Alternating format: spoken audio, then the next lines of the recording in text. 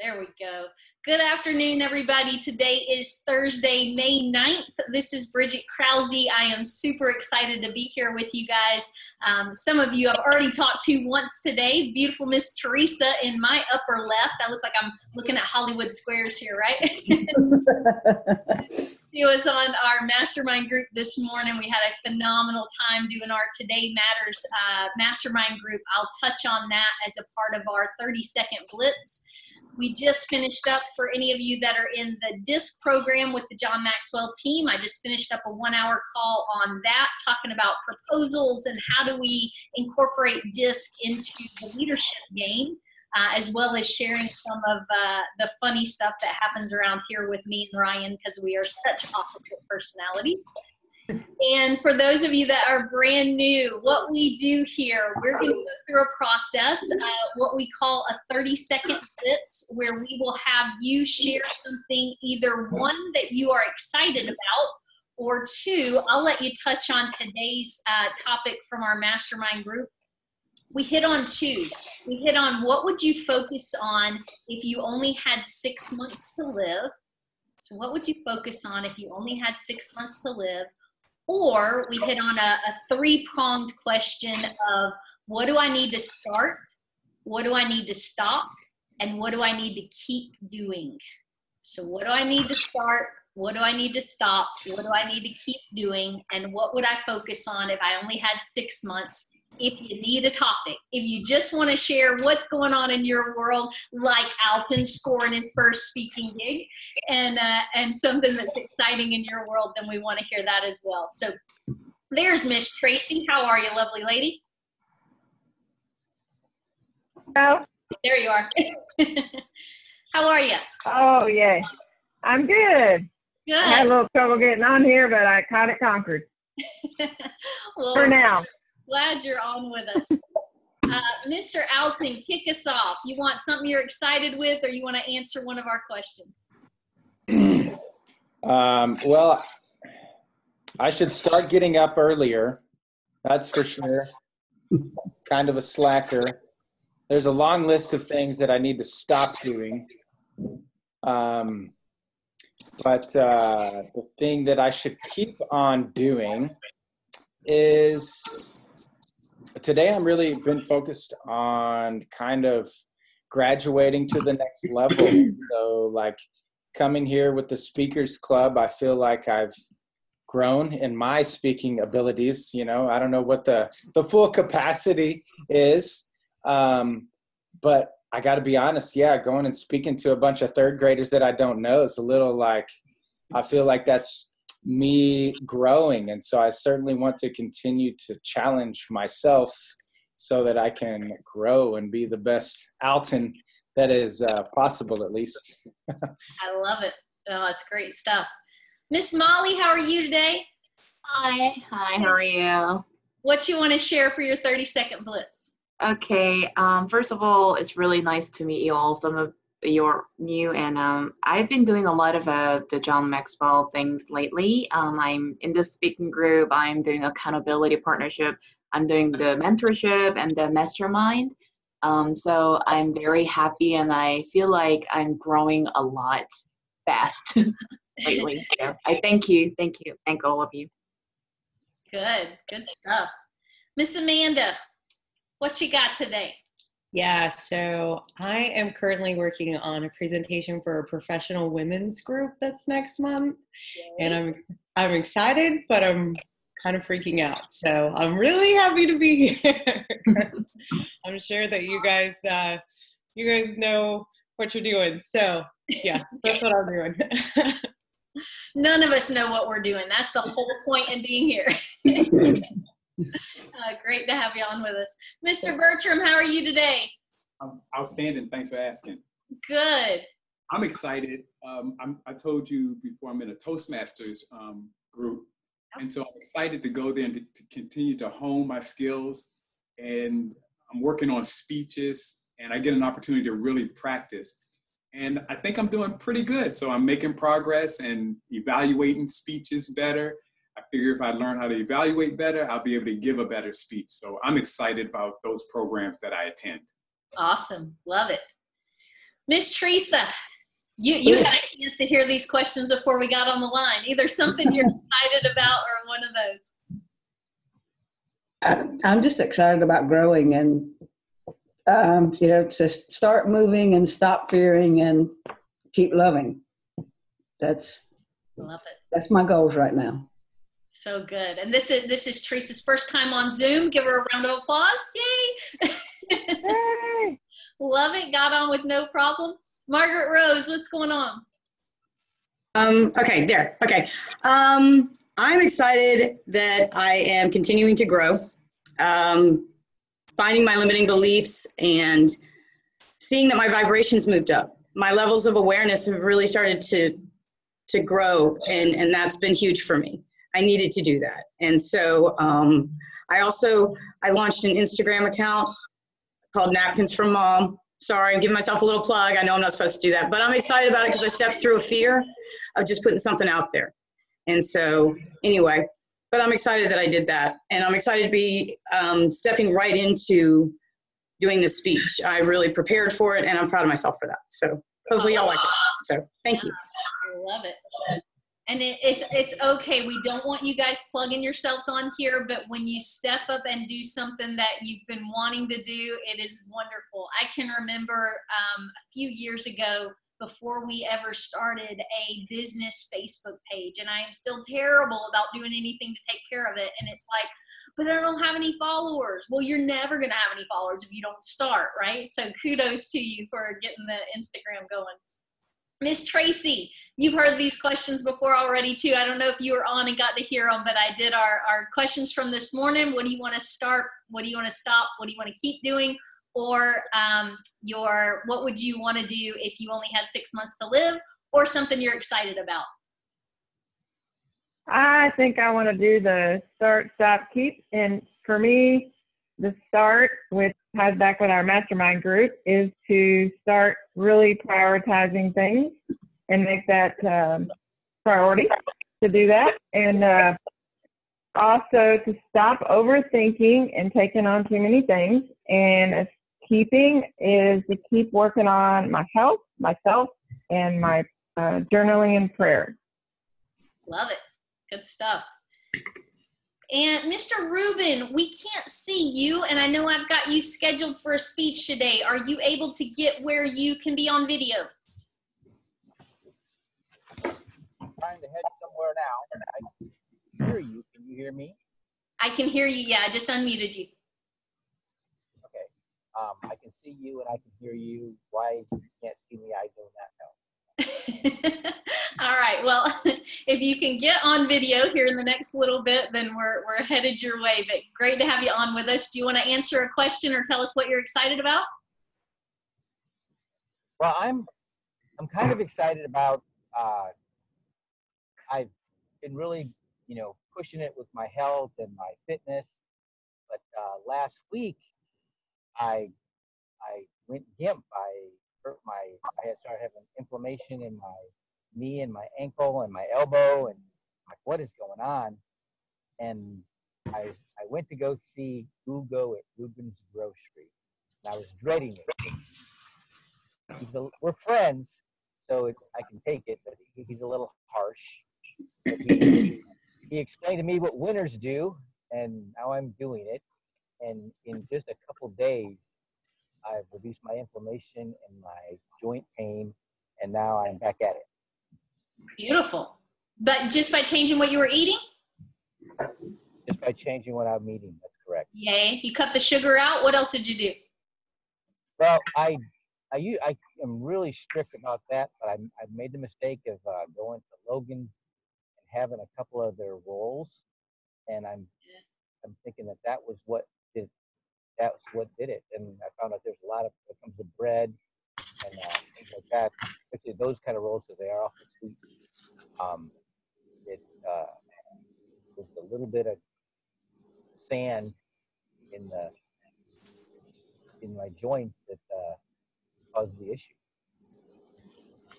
Well, we're glad you're on with us, and it is crazy how our bodies, once we get them clean, then we can't go back to the crazy we used to do, right? Like that Ryan, who we've been on keto. I've been on since last July. He started this year. He lost 30 pounds, but he had, within 1 week, he had 2 burgers where he left the bun on, and he ate a handful of chocolate, and he had a gout breakout that he is still on crutches for the last week. And it's like, all right, if you're drinking like a fish or you're being crazy, it's one thing. No, a few chocolates, because he got his body so clean, and it's crazy. It's Molly, getting old is not for the weak at heart. It's a battle, right?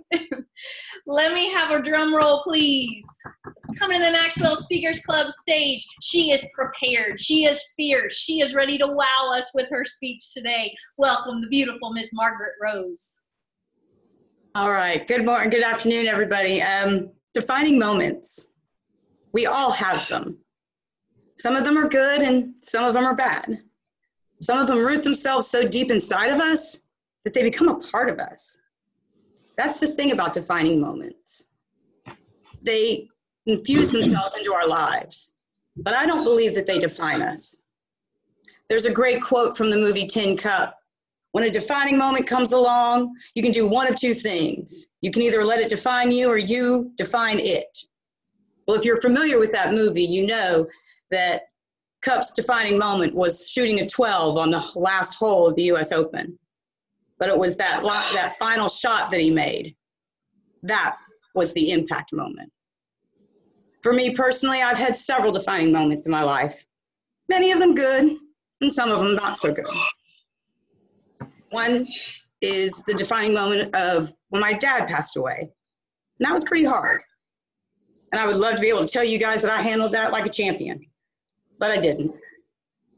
I spiraled out of control, and I made a lot of really bad choices at the time. But thankfully, I recognized it, and I got the help that I needed. Another defining moment for me was the pregnancy and birth of my first child. I was not a pleasant pregnant woman. I can assure you of that. And I didn't know a whole lot about the birthing process because I was the youngest of 8 kids, hadn't been through it. I went to that final birthing class when they show you the movie.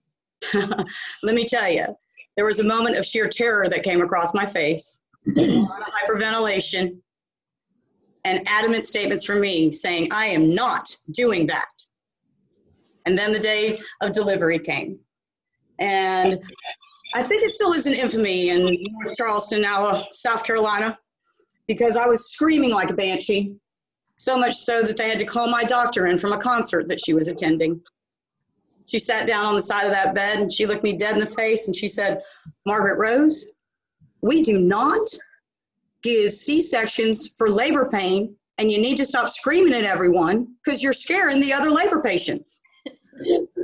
But sure enough, I ended up having my daughter. But the best part of that day and most defining moment of that day for me was when they put her in my arms and I held her and I looked at those beautiful blue eyes and that perfect face.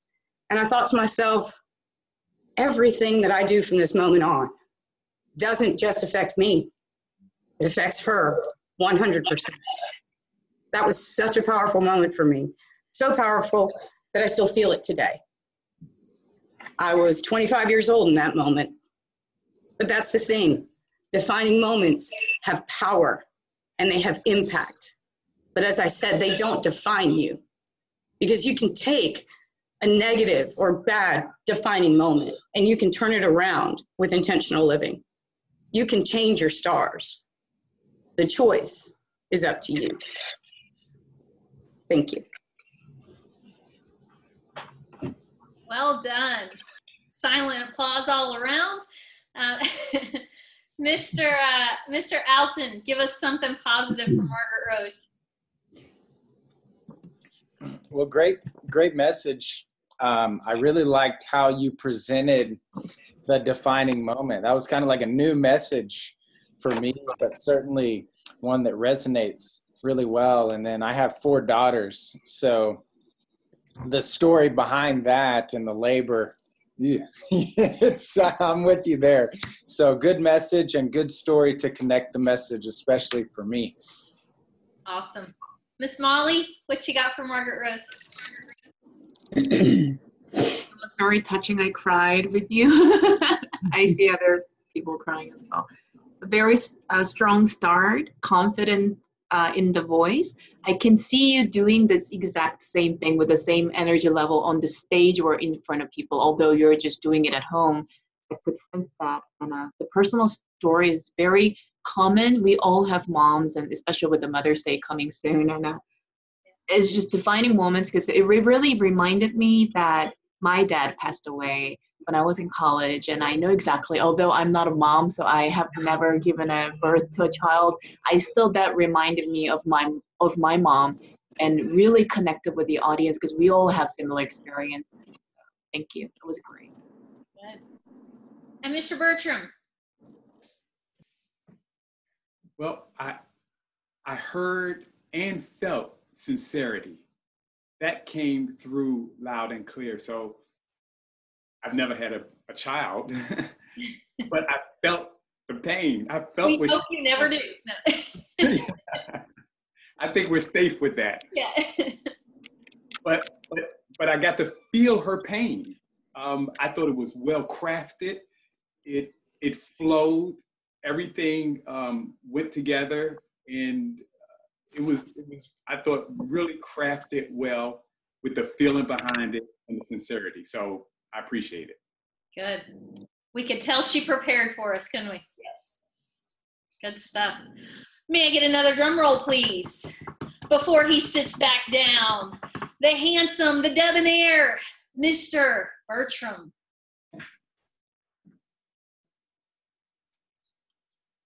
It's been said, if you want to go fast, go alone. But if you want to go far, get a team, get a coach. I started working with a coach, and together we discovered my purpose for life. And as a life coach, I developed a life statement to empower people to be courageous, to take control of their lives, their future, and their dreams, to affect change within themselves, their families, their communities, their country, and even the world. That's my life statement. What's yours? Last week, I was speaking with Ryan, my nephew, who's finishing up his first year in college. He said, Uncle B, I'm not sure I know exactly what I want to do. After 20 minutes, I saw the light bulb go off in his head. And now he's on a clear path in business. What college student, friend, colleague, or even spouse do you know who would benefit from knowing their purpose in life? What if you had to make a career change or a career choice? How much easier would it be if you knew what your purpose was? For me, understanding my purpose helps me to navigate, and it's my blueprint for making every decision.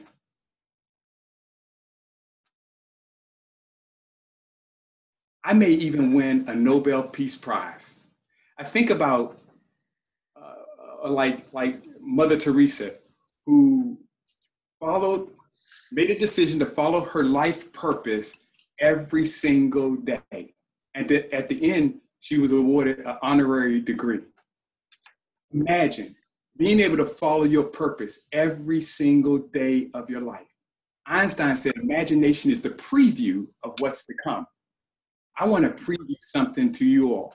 I'm inviting 8 to 10 people to a free mastermind session that's going to start the process of you knowing your purpose in life. And if you're interested, or you know someone who may be interested, speak to me before you leave.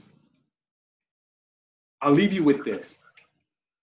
It's not how good you are now, it's how good or great you're going to be later if you act today. Thank you.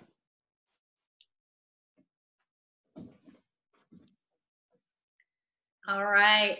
And Bertram, is this a pitch for your Toastmasters group? Yeah, it's only half of the speech. I didn't know how much time I was going to have today, so I kind of cut it in half and just gave you that part. But yes, when I give this speech, this is part of what I'm going to give. This is the second part of it. Good. So Okay, I'm great. using it to give the pitch and everything. Right on. Mr. Lewis, glad you've joined us. How are you today? Hang on, we got you muted. Can you hear me now? I can. You still look like you're muted on my end, but I'm glad we can hear you. A positive comment for Mr. Bertram. Well, a couple things. I like when people open up with a quote. Usually that is a great tool to grab people's attention. And then a little bit, maybe a third away into his talk, he asked a question again that engaged the audience. And then last of all, he wrapped up his talk with a call to action, which is what you need when you're delivering that type of talk. So overall, I thought it was a great job. Good deal. You pay amazing attention while you're driving down the road. I'm very impressed. Miss Amanda, something positive for Bertram. Did you say Miss Amanda? I did. Okay, cut out. So I thought he did a really great job with his pauses. And then I enjoyed like the start, like Lou had said, where he had the quote, but then he rolled into a personal story about his nephew, and then he brought it kind of right back around and had some great examples with like Mother Teresa, and then the really strong ending, the call to action, and where it wasn't just he talked about his mastermind, he also had like a whole wrap up and like a really powerful ending, I feel like. So yeah, good job. Thank you. Yeah. Tracy, something powerful for Mr. Bertram or something positive? Yes, ma'am. I thought I liked really well that he had passion for coaching. He talked about his experience as coaching. He asked a question, and then he had his call to action at the end. So great job. Good deal. All right, guys, we're going to go. We've got extra speech today. I'm going to jump into John. For those of you that are brand new, at this point, we're going to watch a brief clip from John. You're watching not only, you're going to get a great story or a great principle or values, but you're also watching for what is John doing to make that communication come across. So as you're watching and you get lulled into the Maxwell way, the way he does, and all of a sudden you just find yourself lost in his story, pay attention in your mind to what did he do to draw you in and get you lost there. Let's pull it up.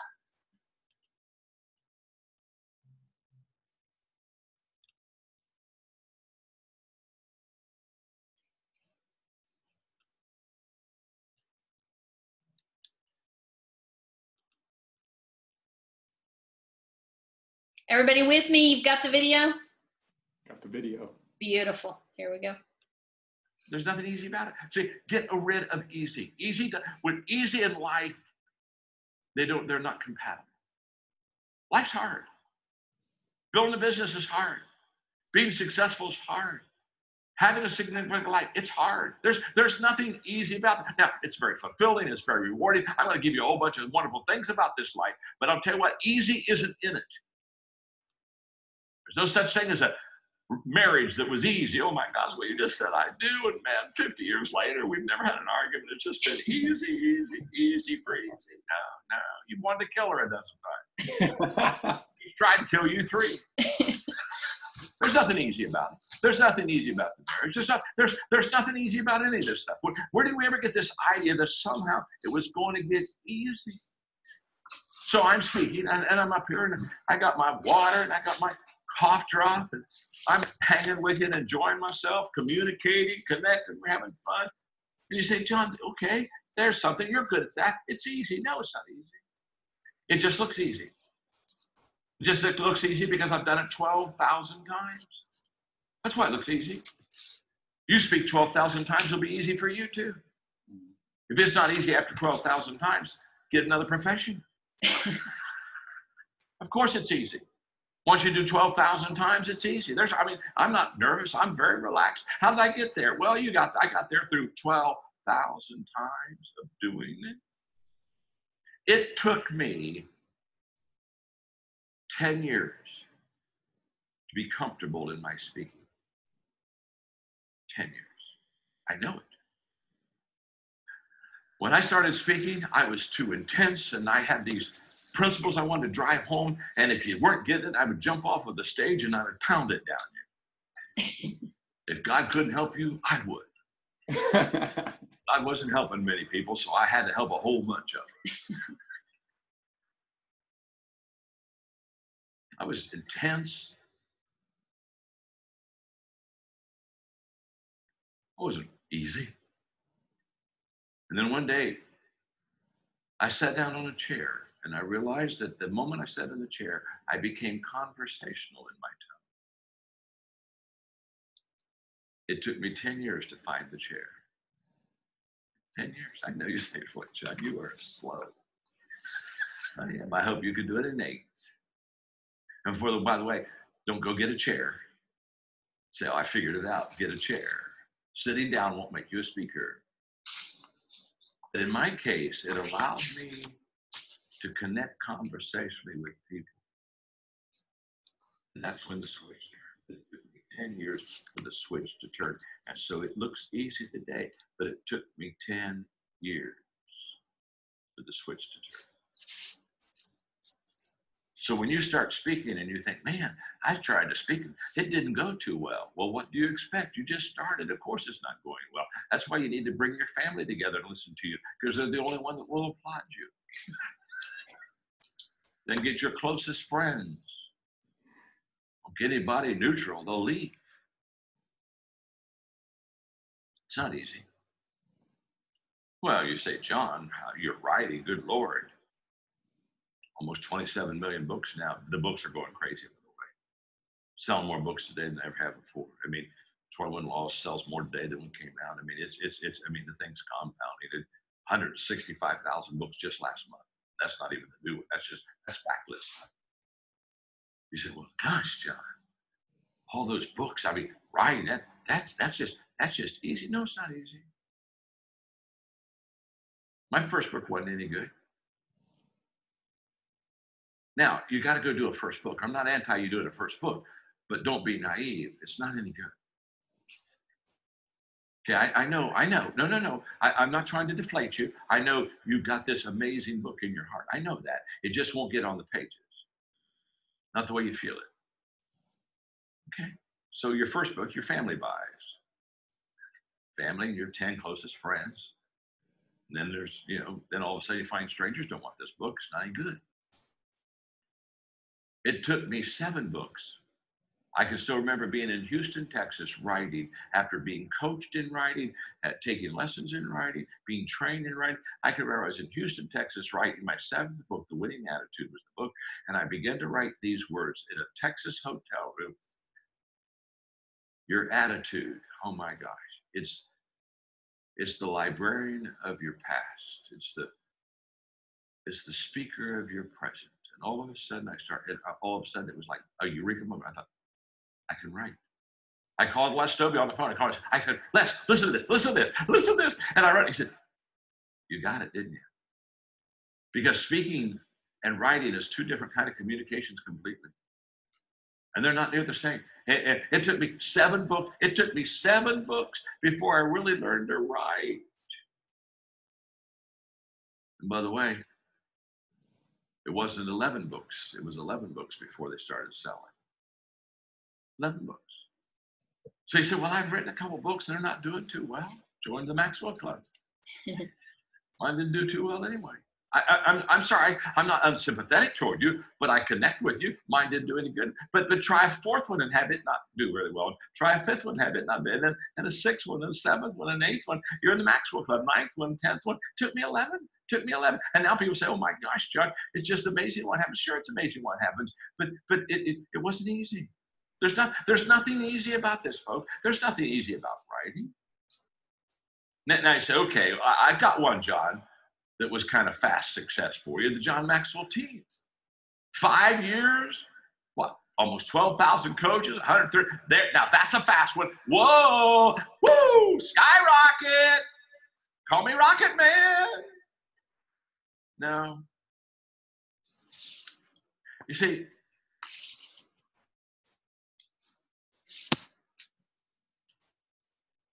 I had to get credibility for 43 years to start there. But after you become known as the #1 leadership expert in the world, and after, at that time, you sold 22 million books, and after that time, you're recognized as the leadership guru of the world.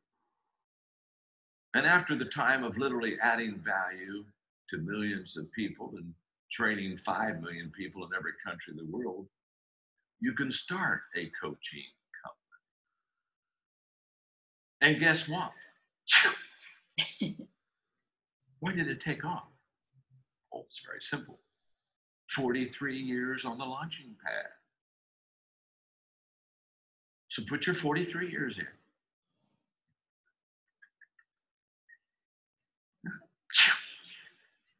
And everybody will say you're an overnight success. And everybody gets excited about it but me. Because I know the price I paid to tell you you can use my name. And the price was huge.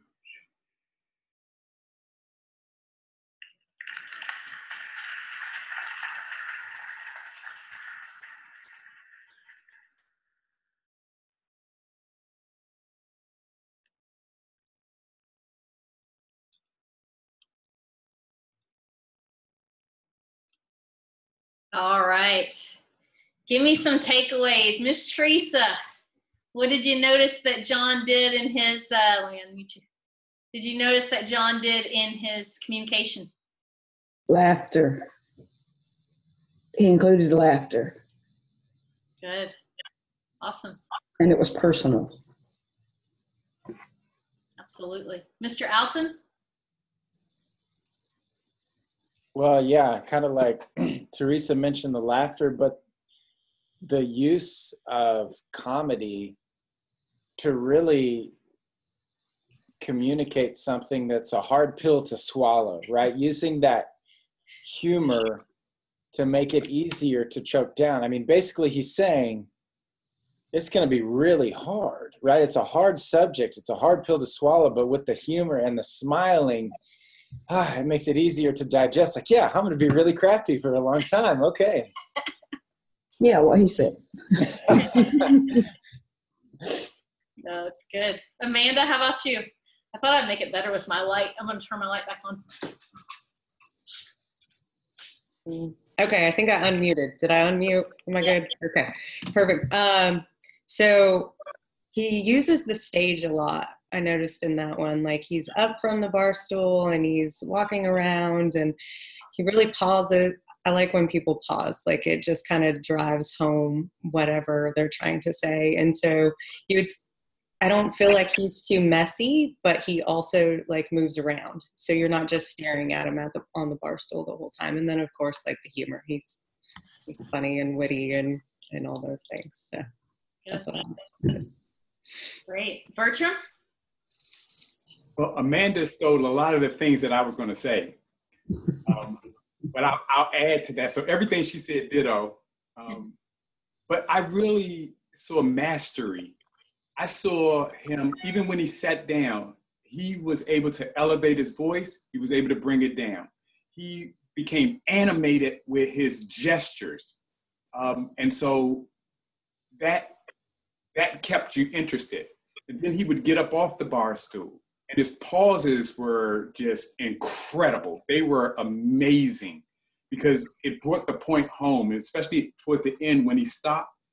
And my mind was working. I thought he was going to say, but it was worth it. I'm waiting for it was worth it. And he said, it was huge. Huge, right? Yeah. He had me, out here and I'm anticipating what he's going to say.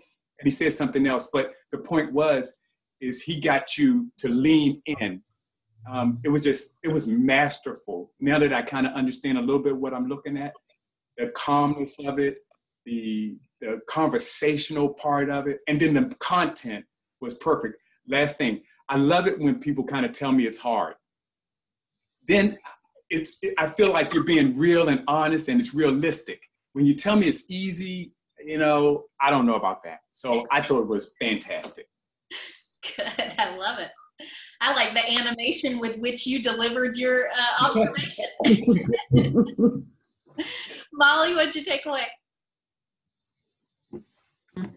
My takeaway for this one was repetition. So in order for a message to be a good message, it's going to be applicable in your life. So when you get out of church in the morning, like get out of the service, and then if someone asks you, what's that one message you got? The bad pastors or speakers, like you don't remember what you heard. So this time he kept saying, I don't know how many times he said, not easy, nothing easy, not easy, nothing easy. And that's the one line I remember. So repetition of the message. Good. Do you guys remember how long it took him to find the stool? 10, right? I wrote down because he kept going back there even. Just, that's great, Molly. Good stuff. Margaret Rose. We got you muted. Okay. Nope. There you go. Okay, sorry. Okay. For me, everything that everybody said, definitely. But also the repetition, as Molly said, of it's not easy. This isn't, you know, and what you can see in creating the speech and the story is that, yes, you see it in your own life, and what is the journey that you're on? And you might only be year 1. But, you know, he wants you to do it in 8. But it's getting the message and knowing that it's not going to be easy. And yes, it took him 10 years to find the stool, but you need to find your own way. And that's the key part. For each of us have our own journey. That's John's journey, but we have our own journey. And that's implied. And I like that. And I think that that's important, that we need to have, when we do a speech, it's not just about us, but what is the implied message that we want to deliver as well. Good.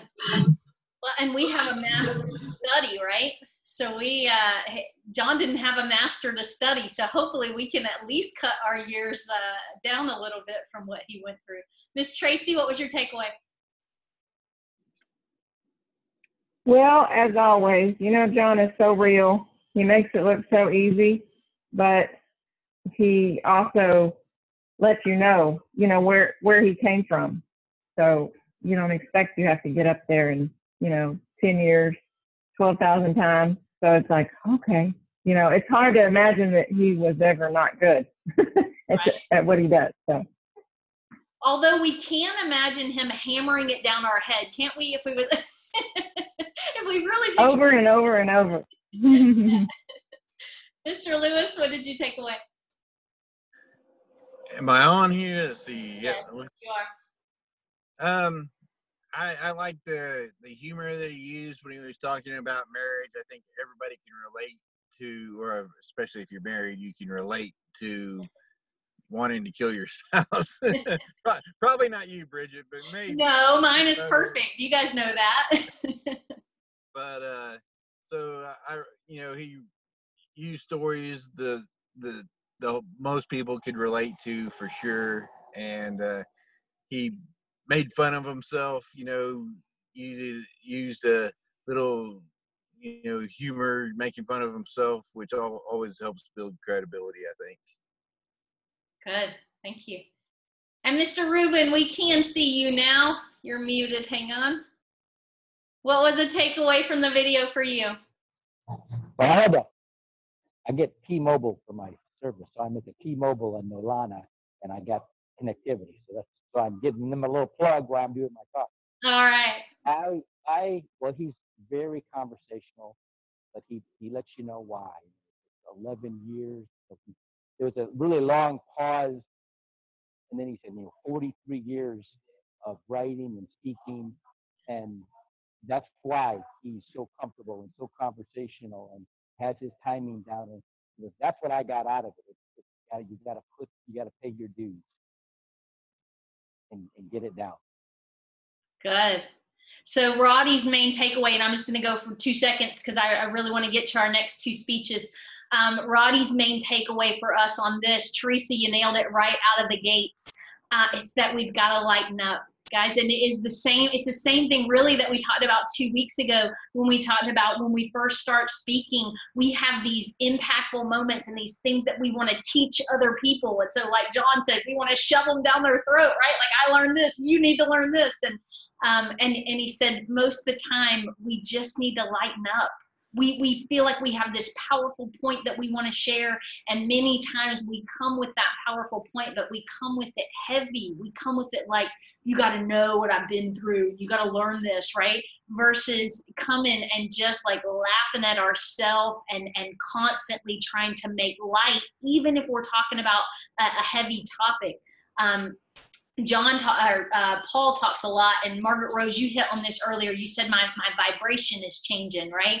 Talking about vibrational frequency, and we can't, when we're giving a speech, we can't let the vibrational frequency get too low and stay there too long. We've got to bring that energy back up when you're in a room, when you're giving a 3-minute speech, whatever you're doing. So key point is make it light, and everybody loves to laugh, man. No matter what we're doing, we all enjoy entertainment. So if I can get a drum roll, please. Coming to the Maxwell Speakers Club stage straight from his T-Mobile office, please help me welcome the wonderful Mr. Ruben. I recently started meditating. I read Joe Dispenza's book, Breaking the Habit of Being Yourself, and I never was into meditation. I had too many random thoughts pop into my head, but he said, just sit for 20 minutes and close down those thoughts. Just quiet your mind.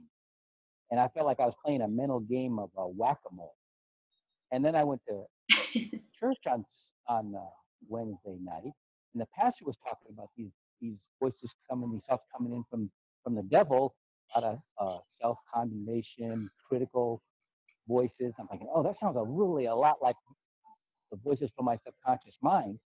And he said that using the name of Jesus Christ could shut the devil down. So the next day I'm trying to do my meditation and using the name of Jesus to shut down these thoughts from my subconscious mind. And I felt like I was using the name of Jesus as my mallet in my mental game of whack-a-mole.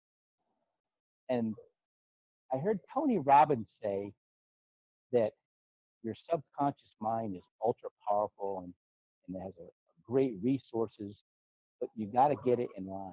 So, okay, I know how I talk to people that are full of themselves. And I always point out the thing that's the most obvious asset of them. So I start talking to my subconscious mind like, okay, I know you're ultra powerful and you're a great resource, but we got to get you in line with my conscious mind so I can use you to the maximum. And it quieted my mind. And I thought about it later, and I know that the foundation of your subconscious mind, the protocol that it operates, is developed before you're 7 years old. And I didn't know Jesus before I was 7 years old. And that's why declaring the name of Jesus to shut down those negative thoughts from my subconscious mind, it worked. Satan knows who Jesus is and respects him, and it works, but my subconscious mind didn't. So I had to use a different path. But it's amazing how much clearer my thoughts and processes are now that I've learned to get the right mind in control. And that's what I wanted to share.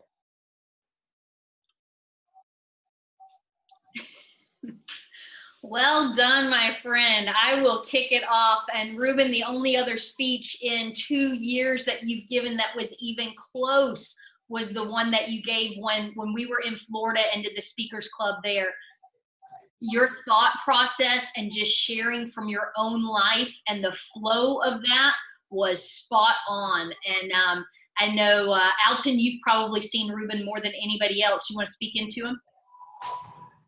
Yeah, Ruben, certainly you delivered calmer, more, maybe let me start that over. You look very composed. Maybe it's the tie, but the delivery matched how you look, just really sharp. I loved your explanations. The mental whack-a-mole just instant like resonated with me. And I love Tony Robbins. So when you dropped his name, like that caught my attention, said, oh, I need to listen to that. So I like how you kind of called in that credibility and tied it in. So yeah, great job. Awesome. Margaret Rose, what you got for Ruben? Ruben, I loved the way that you brought together the concept of what your struggles were in the meditation. And I loved your analogy of using the whack-a-mole, because that's something that I've dealt with on 1,000 bases. And then also bringing in the cognitive thinking and the mindset. I thought that was really wonderful, the way that you drew it around. And then definitely whack-a-mole and with Jesus. I think that's absolutely brilliant. I'll be using that with my kids when I talk to them soon. Thank you for that. That was a blessing. Thank you. I loved it. It was great. You did wonderful. Thank you. Awesome. One more, Miss Amanda. What's the takeaway? So, of course, the whack-a-mole analogy was huge. And I loved how you just rolled straight into like a personal story about something that you're working on. And then it just flowed really well. And you just took us on this journey of how you started out meditating and threw in these analogies and then talked about Tony Robbins and then like wrapped it all up with like some intellectual stuff and like some, lower level, like, oh yeah, I really get that. And I thought you did a great job. So, and there's like no ums or ahs or awkwardness. Like you were very confident and poised in your whole message and delivery. So great job. Well done, Mr. Rubin. Good stuff. May I get another drum roll, please? Coming to the Maxwell Speakers Club stage, delivering her, I believe, 4th speech with us. She is close by to me. She is spectacular. She is dynamic. She is courageous. Please help me welcome the beautiful Miss Tracy. Hello, everybody. And I want to talk about how sometimes we have to stand for something. I'm going to tell a story about my grandparents, and I was very, very fortunate that I was able to spend a lot of time with them growing up, and they've had tremendous influence on my life. My mom and my grandfather passed away some years ago, and for quite some time now, I've taken care of my grandmother.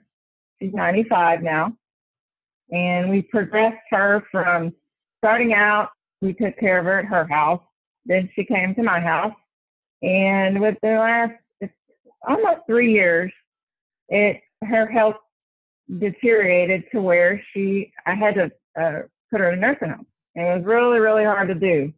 My mom was a nurse, and she didn't want her in the nursing home. So it's been, really a big struggle for me. But we keep a close eye on her. And the last several months, she's been at the same facility. And over the last several months, the care has just been declining. And last week an incident happened, and I had to just quickly make a decision, and I had to, contact higher management, and I got her moved, which those that know me know I do nothing really quickly. I mean, it has to be like 911, or I have to process, I have to think, so it was major enough to where we chose to move her ASAP. And I knew it'd be a struggle. So she still struggles. She has anxiety and she's scared. We spent a lot of time up there with her. But going through all this actually brought something to my mind about my grandfather and some of the lessons he taught us. And he was always a very strong man, entrepreneur spirit, and always stood up for what's right, always. And the story, and this just actually popped into my head just recently, going through all this, that, and this is something I heard after the fact. He used to drive trucks, and there was this disabled gentleman that also drove a truck. So he had trouble getting in and out of the truck. And there was another man that would always, he had always run his truck, but going in and out of the lot, picking up the merchandise and going in and out. And this one particular man would just run next to the disabled man's truck, he would whack his mirrors, and he was just being mean. And finally one day, my grandpa kept hearing this, and one day, finally, he was behind the gentleman, the disabled man, and he saw what happened. And so he turned his truck around, and he followed the other guy, got him to pull over, and of course, you know, he stands up for disabled kids, and he sees that, and then he get into an altercation, and he ends up, you know, one. And this has been years and years ago. You know, these days we wouldn't be able to really do this. The cops came and they put him a ticket, my grandpa. And the ticket was for hitting someone with glasses on. And so my grandpa, his response to it was, well, what am I supposed to do? Tell him to take his glasses off, that I'm going to pop him one? So, you know, I just thought about this and just, you know, how strong of a man and how much strength and courage he had, and always standing up right for what's right. And of course, he's passed away, but his memory still lives on. And, you know, I kind of felt like I'm probably more like Grandpa than I thought I was, going through all these things, you know, with Grandma and standing up and standing for what's right. And I have a song, you guys, and I know this is a little different, but I want to dedicate to my grandpa, and I will cut it short because it's 3 minutes in itself. So let me play that for you, and then I'll wrap it up.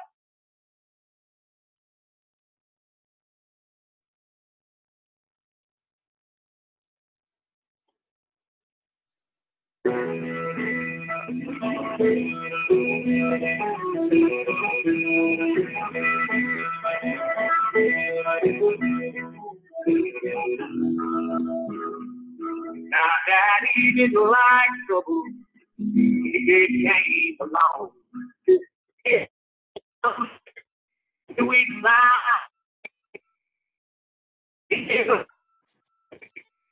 was down, he got it.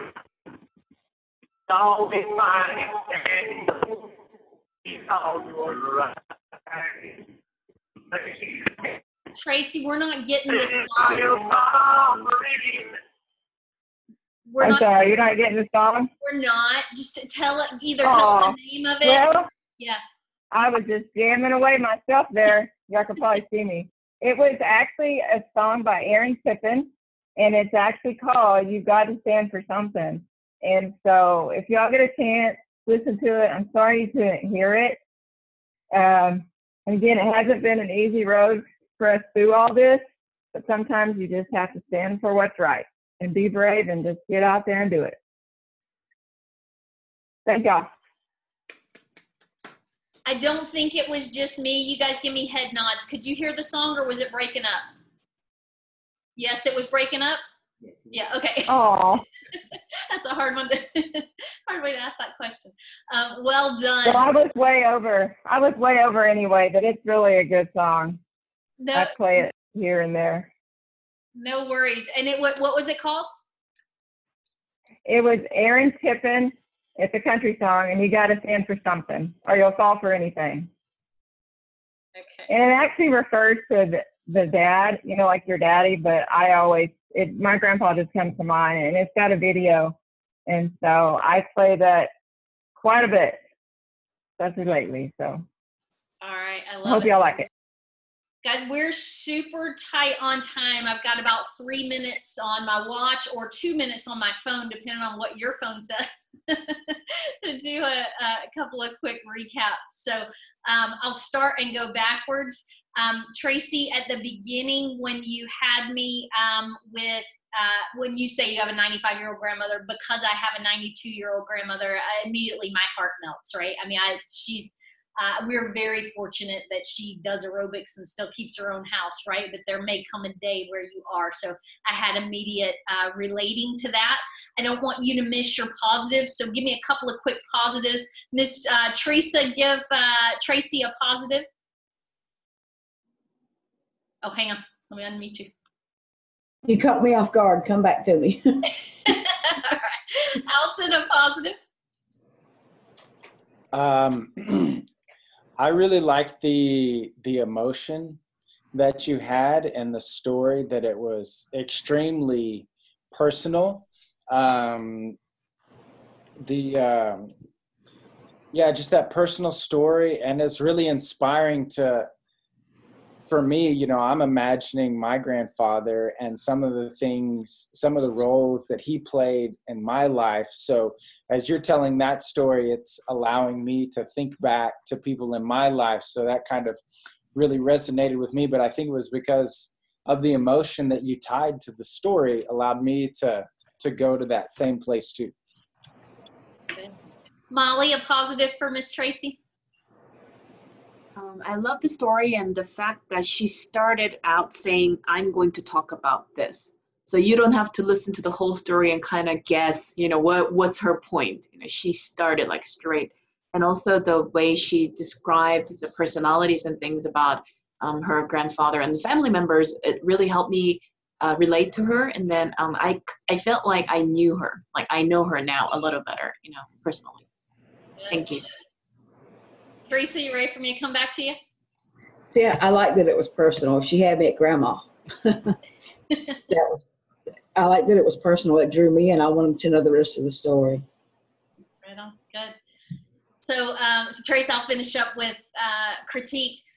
You have a nature to you that is a great storyteller. You have this very likable nature to you, which is incredible.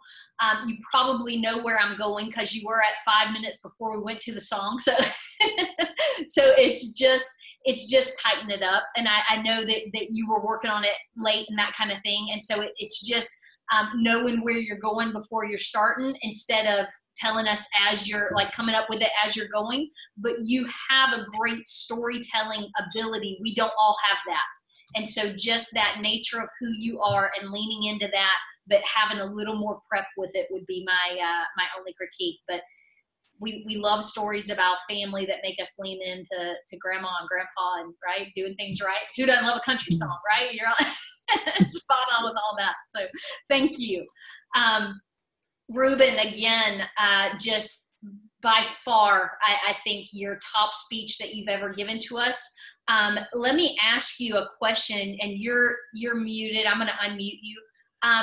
Did you say you know the power of the subconscious mind and you know how you interact with somebody who has a strong ego, so you fed your subconscious mind and it got quiet? Is that what you said? That's correct. That's so stinking powerful, crazy powerful. That is an amazing statement, and I've never heard it articulated like that before. And so I got nothing but love for you today, my friend. That was a great job. And when you've been in the kind of circles I've been in my whole life, with a level of boxing competition and Navy SEALs, and you kind of learn how to talk to those kind of. It was, but just to take that and turn it internally, just so well done today. Amazing delivery. Bertram, with what you're doing, you got lots of love for your quotes. When you did the Einstein quote, it felt like one that you own. It felt like very natural, very much that you love it, which is great. And I say that to everybody. If you're going to deliver it a quote, let it be one that just rolls off your tongue, that you think of often, that you know, versus necessarily memorizing it for a speech. You did ask a question which had us lean in. My only statement for you and it's hard when you're doing half of a speech, right? I mean, we're not getting everything, so it's hard for us to be fully framed, would be, and this may just flat out be more practice, is having it more conversational.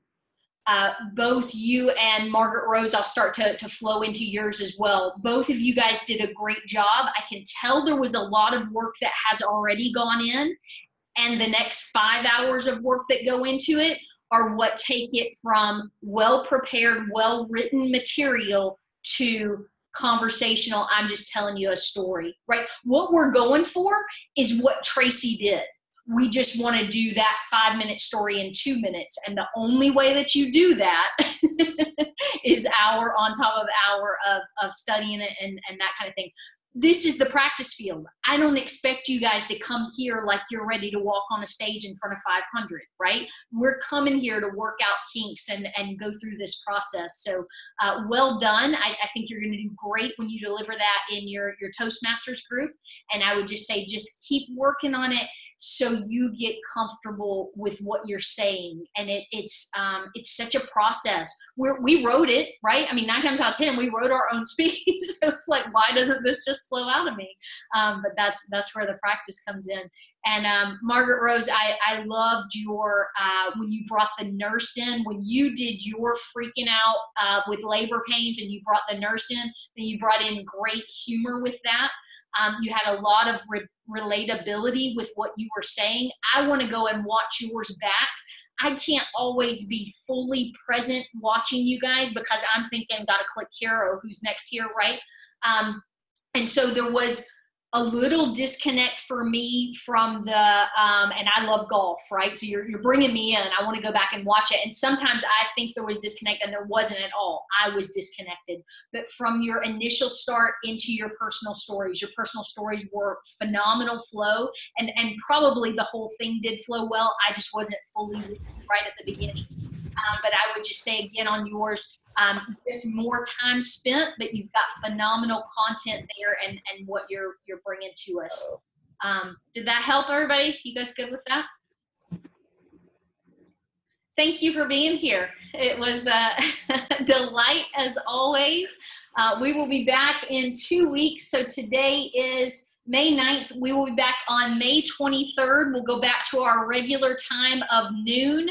And I will probably, the next link I send to you guys will probably have at least the next 3 or 4 classes will all be from that same link, and it'll say a reoccurring meeting. I wanted to do that a couple of meetings ago, but I knew this one was coming up that's at a different time. So if nobody has anything else, I will bid you to your day, and thank you all for coming prepared and playing full out with us. Bye, everybody.